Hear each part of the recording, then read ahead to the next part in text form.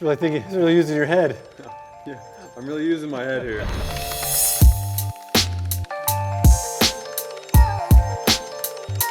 I know for a long time you guys have been asking about merchandise. Where can we buy a hat? Where can we buy a shirt? Where can we get stickers? Where is everything all in one place? Well, ladies and gentlemen, I have it for you. zhpgarage.com. It is fully fleshed out with all the services that we offer. We don't have hats currently, but they are coming very soon. But what we do have to offer right now is stickers, regular t-shirts, and the work shirts that you see in just about every video that we make. So head down in the description below. There will be a link to zhpgarage.com, or go to any web browser like I said. There will be many more things to come in the soon future, so stay tuned. So now that we got the car all stripped down, as you can see in the first video, it's time to go back together. So we have it lowered down. We're gonna start in the trunk. So this is what we're gonna start with, the first piece here. We got the Ritech ear pod. So Ritech set this all up, bench tested it, checked for leaks and everything, ready to install. The only thing you have to do is hook up each bag, each line for each bag. So we're gonna mount this in the floor of the trunk, all the way up front. And I wanna put this in first because we don't have the gas tank in it yet. This is the gas tank here. I wanna be able to drill the holes for the mounting this and not worry about blowing a hole in the new gas tank. So that's why we're starting with this. So we're gonna get it out, get it situated in there. So we got the air tank assembly set into the trunk, got it all centered up and in position of where it's gonna work the best, where we can get the lines to it, get the wiring harness in the front there to get it all wired up. We marked the holes because on the back here, the tank's in the way. Can't drill the rear ones with it sitting in place. So we marked all 4 holes, took it out of the way, drilled the holes, and then we had to clean up the mess. It had some wood shavings and stuff in the trunk, which is weird, but we vacuumed the whole trunk. And then when we bolted it down, we put the bolts up from the bottom just because I didn't want to worry about the thickness of the nut. And then if there's any protrusion of the bolt, I didn't want to worry about running into the gas tank. Got it all bolted down into position. So here's our gas tank that we're going to install next. We got new stainless steel gas tank straps and hardware. And then we went with an Aeromotive gas tank that has the pump and everything inside of it. So it's all set up, ready to go. We have our pump. And then here we have all of our outlets, sender and everything back here, our vent like normal. And then just a quick overview here is here's the other parts that the goal is to get on. So here's the rear disc brakes. We're running a 14-inch wheel, so we got the lower rotors drilled and slotted. And then we have, same as the front, red calipers. And then this is just the rest of it, the hat and everything. This is the Ritech lower rear arms. Then the airbag is going to sit on here. Then we have the upper arms we've already shown. We got the bolts cleaned up for the differential cover. This is for the brake line that bolts to the differential cover. We have both of our front brackets for the upper arms and the hardware for them. Here's our airbags, rear airbags, hardware, and then the little stands and everything that goes along with the airbags in the rear. The rear shocks, Ritech shocks that are adjustable. This is the install kit, gears, posi for the rear end. I even got some ARP ring gear bolts. The install kit comes with the ring gear bolts. I just think they're a little cheesy. They don't feel very good when they torque. I like these ones here. They just torque nice and solid and they're just a little peace of mind. So I always go with the ARP ring gear bolts. Got our airbag little spacer deals for the bottom mounts. Also we got the rear end back from powder coat. We haven't opened it up yet, but we have our rear end to get mounted up in there. So we want to get it, we're going to suspend, install the rear end in the car and then put the gears and everything in it. So we're going to get back to installing the gas tank. And then I prepped the bolts. I put the bolts in here because you can just slide them in like so. So I put a little anti-seize on the end and then prepped them, hoping I can just slide them in. We'll see how it goes.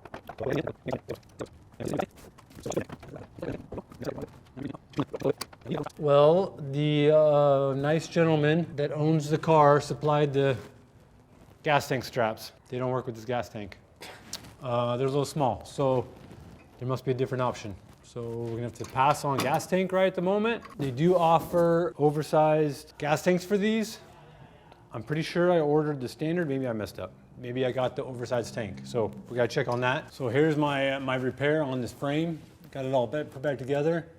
I left a couple beads of weld on top just because I'm cleaning it. So there's the finished product. So even on the back side, I did a little weld on top here and left it just because if you remember from the previous video, when I cut the sides out and I bent this back straight, there was such a gap on the top here. After I welded it and get it filled in and ground it, it didn't look very good. So I put a couple beads on both sides just to tie it back in and give some strength. Now I'm gonna put the bracket in here. See how it fits in there nice and flat, just like it was made to be. You wanna always make sure to look at the instructions. Make sure you got a good prep of what you're doing. So now that we looked at the instructions, we'll go ahead and put a little lube on here.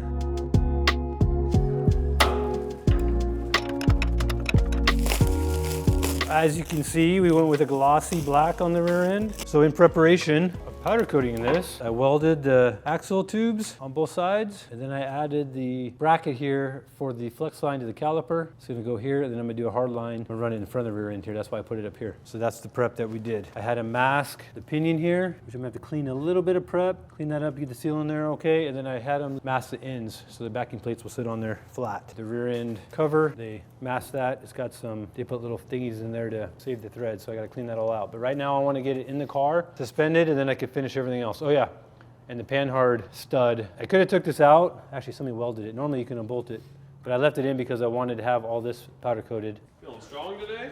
Ate my Wheaties today. I'm sure you already noticed also, where you saw that we added the upper arm and that we got it obviously welded all on there before we send it out to powder coat.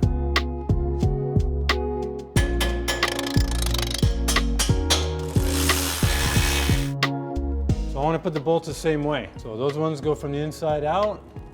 Lower ones go from the inside out. So the upper ones here in the back, I'm gonna do from the inside out. So now I'm going to install the airbags on the rear suspension. There's a little bit of prep going on here before we put it in. First we got to put the fitting in here, because if you try it, you can't do it after because this comes on here, blocks it. So first we got to put the fitting in. It already comes pre-Teflon taped. So just install, make sure you get it straight. Then when it gets tightened up, it just has to be indexed on the side here so you can get the line on it. Sneak that in there. Now we can come in, put our line in. So this takes place of the coil spring. This is going to bolt to the control arm. So the stud is going to go in here, and then now we're ready to put it in the car. And then when this goes in place of where the coil spring is, there's a hole on top of the frame, and then that's where this plate goes on top of the frame. There's a little recessed. So this is the recess I was talking about right here. I can't show you, but this goes on top, and this is pretty much the diameter of the top side of this, so it centers everything up and locates it. No air in the bag, the valve is open. You can just squash it down to get it up in here. Then the lines, I'm gonna index them so they're in the back because I don't want to have them in the middle here. So I need to jack up the rear end a little bit to get that stud to protrude through enough to get that cap on there. Now that stud's sticking through, we'll put our cap on it. Hold the cup so it doesn't twist it all up. Oh man, Poet didn't know it. So we got the bag installed. I already installed the other side, and you can see that I already installed the shocks. Pretty self-explanatory. Just on this particular setup, there's a little aluminum spacer that has a step on it, so you have to drill out the bracket on the rear end. It helps support the lower bolt here. It doesn't just rely on the bolt going through the housing. It has a little bit more meat, I guess you could say, holding on for the shock. But just basic, 2 bolts, same install on top. So you can see that we got the ring and pinion, the carrier, everything all set up in here. This is all final. Got the nice ARP ring gear bolts. Turned out trick. I used the same exact shims that came out of it. I already put the compound on it, spun it around. You can see our engagement. So we're right where we need to be. We got good gear engagement. The ring and pinion is where it wants to be. So I just want to mention on this too, that if you want to see how we did this rear end and how set it all up, you can step over to our how-to channel. We'll put the link in the description here, and we'll show the full build on how to set up the ring gear and put the bearings on it and all that stuff. It's a full how-to on how to set up a rear end. Then I wound up getting a new pinion yoke, because if you remember when we took this rear end apart, the other one got a little beat up. So we got some new U-bolts for the U-joints. So now I'm going to install the rear sway bar. So first we got to take the bushings that normally would come in here, take them out, got to put them onto the sway bar. Got a little slit on here. Got to open them up. Open them up, cram them on. Oh, watch your fingers. So first we can put the U-bolts on here. It's kind of nice we're doing this now because we don't have to worry about any brake lines or anything. We're going to take our little brackets that go around our sway bar bushings. So we're going to get our bracket. We want our little logo facing to the outside. It doesn't have it on both sides. We're going to put it up here. Then we're going to grab our washer and our nut. So there's a measurement that Ritech wants you to have these at. So center to center, they want you to have these at 23.5 inches. We got a little bow to it, but we're 23.5. We can try to move it in a little bit more. So now that I have it where I like it, I think it's centered up, it looks straight. So I'm gonna torque it down, and I'm gonna do this in steps to evenly torque it. So one side's not all cocked and twisted. So we started out 25. I'm not gonna get crazy on these bolts because it is a 7/16 U-bolt, but it is just a grade 5. This is a low grade. So I'm probably gonna stop at 35. I like that, I like that. Sway bar still moves free, it's not bound up. So now we're gonna put the sway bar in link bracket on, and these get clocked to the outside. We're gonna torque it down, give it a little little torque. So now we have the end links installed onto the sway bar here and the bracket for the upper. So by design, they want the sway bar to be level here, and then this to be straight up and down, and then this gets bolted to the frame here. It comes with hardware. What I'm not liking about it, that the only time the sway bar is straight, like the directions say, is when the rear end is at full droop. So all the way down. So if you're driving like this thing would be like a monster truck, you know, that'd be super lifted up right now. And then when you bring it down to what I consider what would be a ride height, as the frame comes down, the rear end goes up, then the sway bar comes down like so. It's gonna kick down. If we lifted this rear end up to show, in theory, ride height is, then we're down here. And then when we pull up to a parking spot or whatever, and you go to park it, drop it all the way down, this comes down below. I mean, this is gonna come down too, but this is below the frame, the trailing arm mount. It just looks weird. It's just asking if you drove it low like this, it's asking to catch in a pothole or speed bump or something. It just doesn't look right. So I contacted Ridetech and talked to them, and I sent them pictures of what's going on and asked them about it, and they didn't really have much input. So we're kind of on hold on the sway bar right now. I actually kind of thought about flipping this bracket and then having it up here. We mounted it here, but then I would weld it on, which would bring the sway bar up, and then as you come down, you know, the rear end goes up, then it would be more perpendicular to the trailing arm. The problem is now this is at an angle, so it's always going to be pushing on this and trying to shove this back. So it's not really ideal because you want the end links to be straight up and down. We do have the axles now. The axles showed up. And then here's the rear rotors, calipers. I'm pretty sure we already showed. The axles are really trick. They are still tapered because it's still a 28 spline, but compared to the original one, which I can't show you comparison because I already scrapped them. Okay. But we did upgrade to a 1/2-inch stud just so it's symmetrical to the front, because we have the wheelwood in the front that changes the hub, and the hub comes with 1/2-inch studs. So I wanted to have the same size all the way around. Being that this is a posi, see how this one's all restricted? The other way, it's got more of an opening, more of a window to get to your C-clips. So we're gonna come here, slide our pin out. I already have the seal, the axle seal, and the bearing has a little bit of grease on it. And then I lubed the axle seal. And I installed the parking brake. This isn't the, people, I think I've been asked like 5 times now why the rear brake shoes are so small on this vehicle. These are the parking brakes. They're inside of the rotor. Really? No. So we're gonna carefully slide our axle in here. Try not to beat up on the seal. So when you put the axle in, you push it all the way till it won't go anymore. So all the way in, and then that enables you to get enough room for your C-clip in there. So once you have your C-clip in here, then you slide it back, and that's what locks the C-clip. There's a little recess in there, and that's what holds C-clip in place. A little tech tip, I guess you could say. It's not as critical with a posi, but if this is an open differential, you don't want to spin the axle with the pin out of the center, because it'll rotate the spider gears, and then the center ones here that the pin holds in place will spin and they'll fall out. I mean, you can put it back together. It's not life-threatening, but it's just a pain in the butt because there's a little shim washer that goes in between the carrier and the spider gear, and just you got to work it back in, and then they're clocked, and you got to spin it right.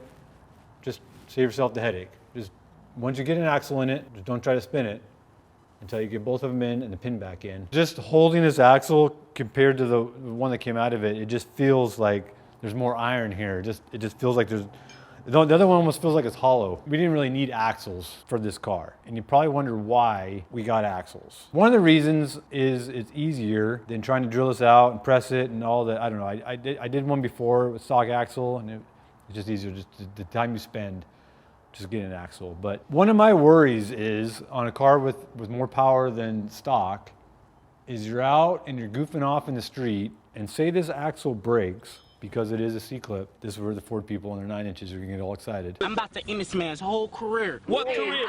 Finish him. What career? So this snaps anywhere from here out. This whole axle can come out of the rear end. So if you're on the street goofing off, say you do a burnout or something, hypothetically speaking, and you break the stock axle somehow.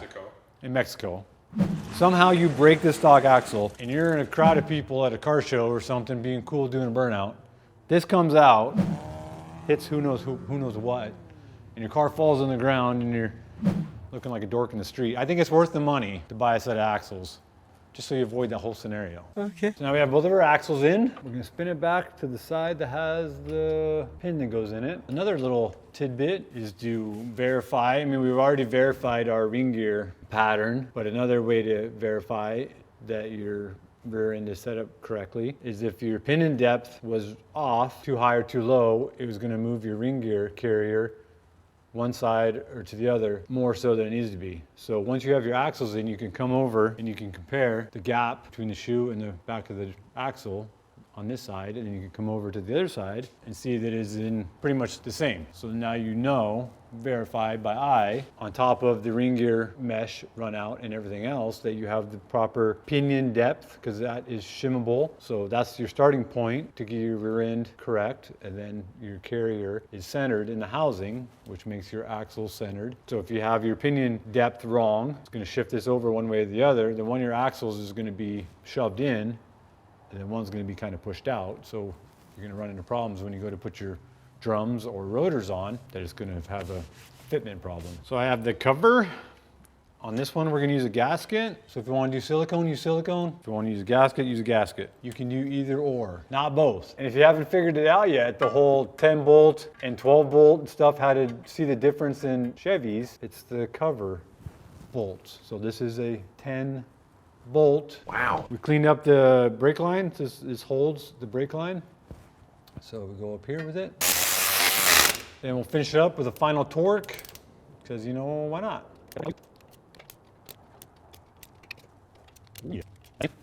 That ain't going nowhere. So now that I got the rear cover on, I put gear oil in it, I got fluid in it, so it's all full, ready to go. So now I'm gonna put the panhard on it. I did have to wind up replacing this stud. I tried to reuse the one that was on the rear end, but the diameter of the stud part was different for these little bushings. Wish I would have done it ahead of time because it was welded on there, so I had to cut it and then kind of paint it. So it had both sides has little bushings, same deal. Only one side of the panhard bar is adjustable, so any adjustment, it's got to be pop it off this side more than likely and adjust it and push the frame, get it back in. But we're just gonna put it in right now. We're gonna have to adjust all this stuff once we get it on the ground and add ride height. So I'm just gonna snug this one down a little bit so my nut doesn't fall off. So I'll get it into the nylon lock. Seem to have lost my ratchet. All I have is wrenches now. So what'd you do about it? I didn't do anything. See how they did that? They make this side adjustable so you can't rotate this and have the sticker not shown. Always got to display them stickers, right? Got to be advertising for everybody. The parking brakes are going to have to be adjusted after we get this all together. You can adjust these ones after you get the rotor on, so you don't need to take it apart. But if you want to get it closer, you can adjust it up. Yeah, be careful sliding across the floor. You can scrape it up a little bit. But there's an arrow for direction. So since we have so many different bolt patterns here, we got to find our bolt pattern. And then because these studs are pressed in, that if these are off just a little bit, it's gonna be a little tight going on. So it's not out of the ordinary. Help it on there. So I like to use a hammer, the butt of the hammer, kind of evenly. Then you can see, once you get it on a little bit, that it does go on. See, it's just because the studs may be not pressed in 100% straight. I didn't put the studs on. I'm just saying the problem. But I do want to point out that because we had these axles made, that I measured the rotor locating size inside of the rotor here and made the flange the right size. So normally you have these little adapters, little spacers that would go on the end of the axle to step it up to the rotor size, but being that we made the axles for the rotor and the studs are for the rotor, that everything fits nice and tight like it's supposed to. Yeah, it's like it's made for it. So if you don't use the little spacers and you have 7/16 studs on here, then we have slop, so this rotor can actually be shifted, more likely be hanging down right now, which would make it off center. And then when it rotates, it can either rub on the caliper or it can cause a vibration problem. I feel like I've experienced that before. We might have had this problem in the past. So the caliper is going to be mounted in the rear like so, and normally you want to make sure your bleeders are at the top, but Willwood sets it up that your bleeders, it could go either way, that the bleeders would be on top. So there's not a right and left caliper. So it looks like it's too far to the outside. We're going to try 2 shims. So the easier way to do it is you get your bolt in here, put your shims on, because you don't have the pad in here, so you have a little more room, and get it started. So another indication that you're centered up here is when you put the brake pads in it, would be a good giveaway. So yes, they both go in, but you can see how this one here doesn't have too much room side, and this one here has a lot a lot more. So we're gonna take this back off, put another shim on both of them to even this up, because you can see the shim would be minimal, that it should get it dead centered. You want this even as possible. So now that I added the other shim in here, so we have 3-3, you can see if I pull this all the way out, that we have the same gap. The caliper is centered on the rotor. So now I'm gonna put the wheel on, but one thing that looks like it might be a problem here is you see that the axle protrudes past the rotor a little bit here, and this is a larger diameter than the factory axle. So being that we're using the factory wheels, the center here is a smaller diameter than the axle, and it seems to be that possibly it's hitting here and not sitting flat on the whole wheel. So I gotta do a little more checking, but for right now I'm just gonna snug the wheel on there, but we might have to run a 1/4 inch or something, really thin wheel spacer, just to get past the axle lip, which isn't really a big problem because the tire is so small. If you fudge it out a little bit. So I'm just gonna run it down with a little 3/8 ratchet. Oh yeah, and another thing. Everybody says you can't run disc brakes with a 14-inch wheel. So there's your 175, 75, 14.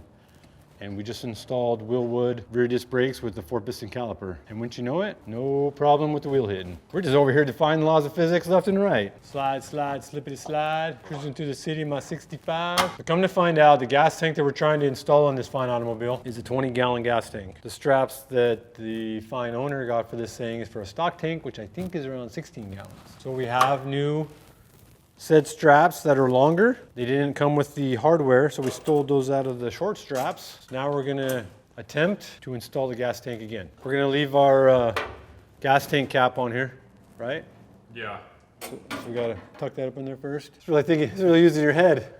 Yeah, I'm really using my head here. I think what's messing us up is the filler is hitting the frame. The frame's bent up in the back like we showed before, and it's pushing on the filler of the gas tank, which is not letting me get it in the right position, because this gas tank needs to sit right here.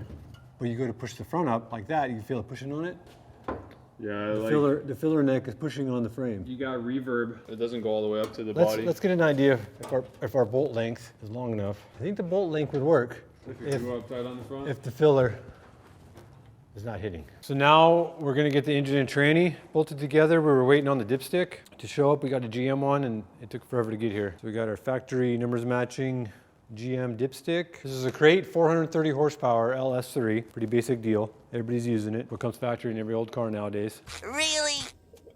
No. And then we outfitted it with the drive. So we got the C5 drive because that's what the crank pulley that comes with it is. It's just a nice deal in the cars because the C5 is the closest to the engine. So it just tucks it all back. It just works out good with the gearbox. And then I use the cooler and the radiator for a power steering cooler. And then the tranny that we're running is a 4L65. So on preparation, on top of the engine being a crate engine, so in preparation to get it ready for the car. We got the adapter plates on here for the engine mounts to do a side mount on the 3-bolt deal. So we have our engine mounts, and I did a urethane on the passenger side, and then I did a solid on the driver's side because I don't want to have a broken engine mount. I think you look goofy if you break your mounts. And then on this one, I put the big oil filter on it. This is a 63. Normally it comes with a 48. We got a new starter put on it, new GM starter. So this thing is pretty much ready to go. So I want to show a little bit of the joys of doing old cars here. So I got this gearbox from Classic Industries, replacement gearbox. GM uses them from like 64 to 76, I think, is all the same gearbox. It's supposed to bolt right on here.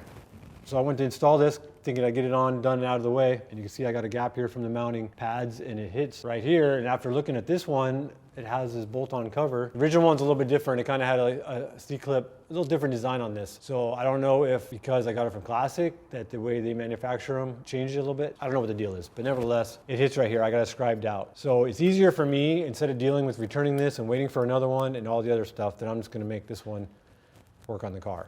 So I'm gonna notch the frame here, just to show you that the battles of the old cars, even if you buy a part for the car, nothing ever fits. Everything needs to be touched. This is another one about how something simple doesn't fit. So this would, factory-wise, would have a bolt in here with a stud on it. So this head of the bolt would be the thickness of the nut, and then the stud would stick out of it. It fits back correctly, spacing, but if you were to flip this around and picture a stud, so see how it's off center? That the dipstick here is hitting the case before it goes over enough to line up with the stud. So even this needs to be cut off or modified. Just something as simple as a dipstick doesn't fit properly. Not complaining, just explaining what you're gonna run into when you try to do it.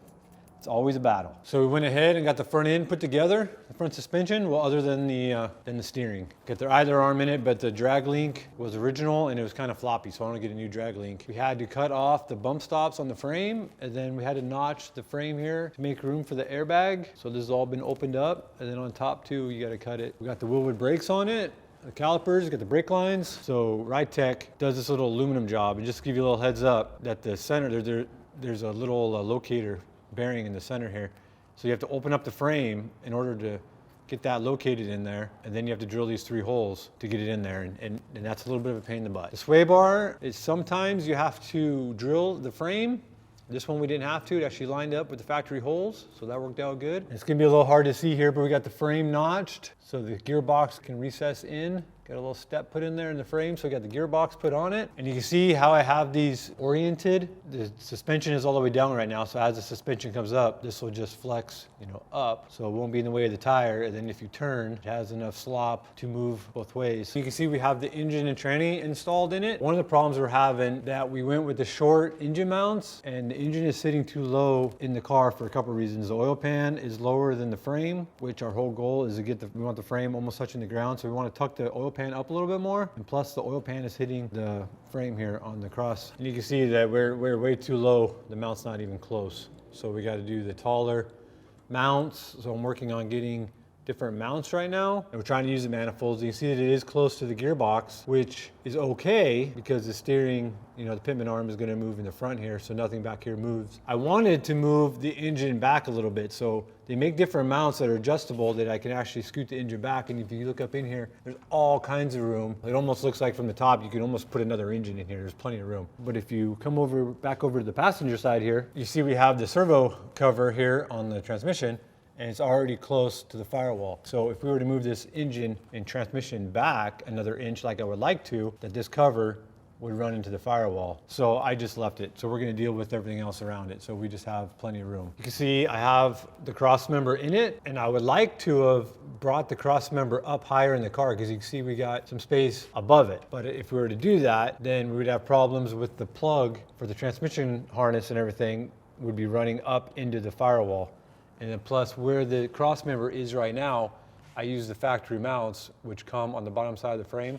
So this is actually the factory height for the cross member. See, we finally got the gas tank installed, which was a little chore. So we didn't wind up doing anything to the back or doing it as far as cutting it. What we did is we have an engine over there on the cherry picker. So what we did is we brought that over here, and we had 2 ratchet straps, hooked it onto the frame, came down to the legs of the cherry picker while it was still on the rack, and we ratcheted the frame back down.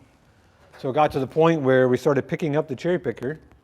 We didn't have enough big block Chevy to counterbalance it. The legs starting to come off the ground. So then I stood on the legs of the cherry picker to add more weight to it.